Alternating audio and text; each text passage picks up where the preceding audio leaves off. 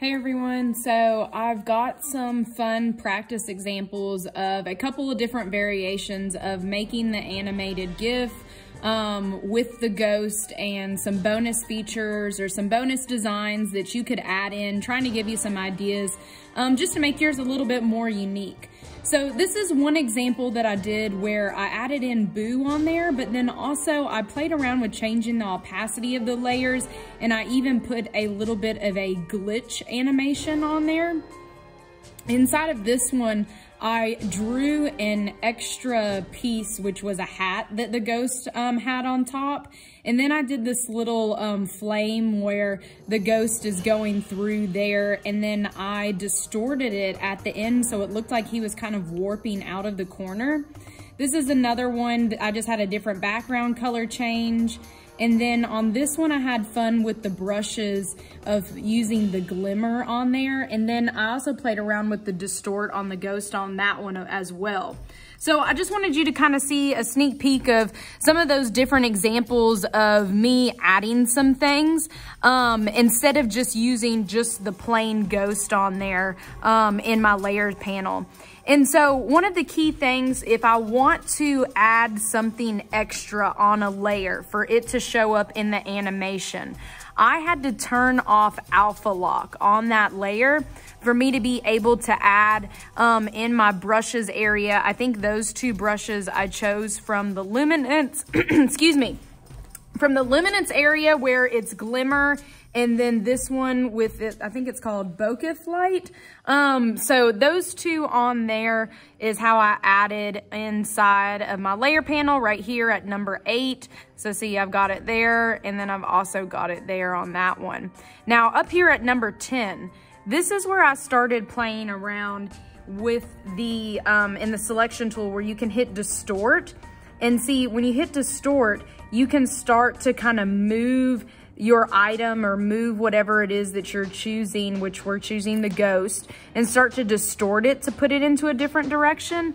So I had a lot of fun doing the distort on the ghost there, and see, it comes in number 11, and then it comes in number 12 and 13. And then I started also turning the opacity down on that layer so it would fainten a little bit. So inside of my actions with the share and the animated GIF, just to show you a little bit of a preview again so you can see what that looks like as it moves through. So if you're just a little bit confused about how still to add something extra once you have started to make your animation, let me go, sorry, to this one that is the preview one over here, my practice one that I've been doing. Let's say on layer number 5, the next time I duplicate it, and I go rename it number 6 at this point, and I've decided I'm gonna move it one more time before I start adding something extra on there. I'm gonna also just butt my opacity back up. See, if I turn off alpha lock, then on the outside, let's go in, let's maybe put a flare on there and see what that would look like on there. See, now I can draw something on the outside of those pieces that's on the outside of the ghost. So I'm just gonna add all these little flare pieces. And so now when I go view and look at my animation for my animated GIF, see how that pops up at that one frame?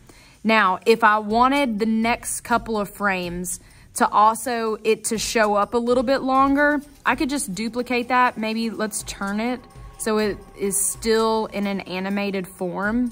Go back up to my selection, turn it a little bit more. And then I'm gonna take this one and I'm just gonna duplicate it again, but move it up to the top now. So now it's back to normal. And I'm just gonna go ahead and label that one number 7 since those were all pretty much the same.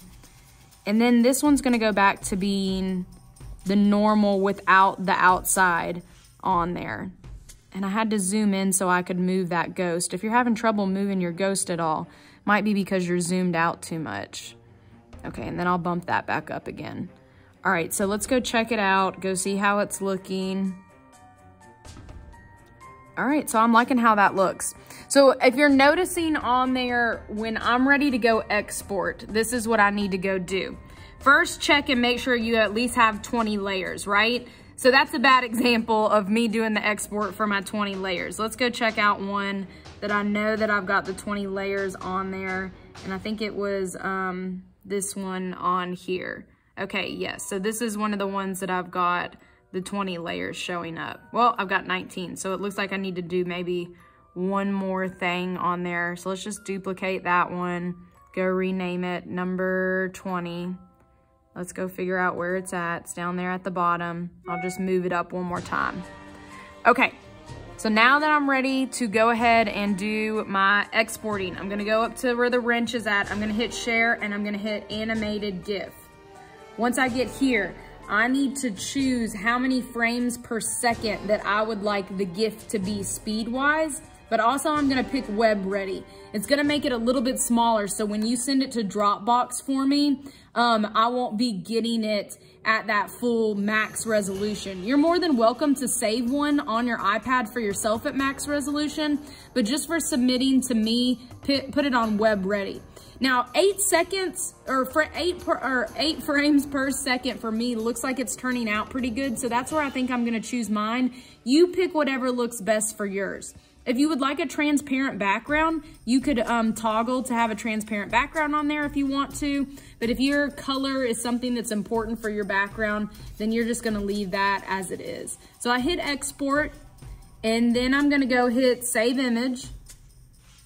And then I would just go check it on my camera roll and make sure that it's been saved correct. So there's the GIF that I've saved for myself. Come on over to Schoology. And just like how you submit every final project, when you get onto your Schoology course page, you're just gonna go to the Dropbox right up at the top, and you're gonna send it to me through Dropbox, just like that. So I'm excited to check out your GIFs and see how they look, and I hope y'all enjoyed it.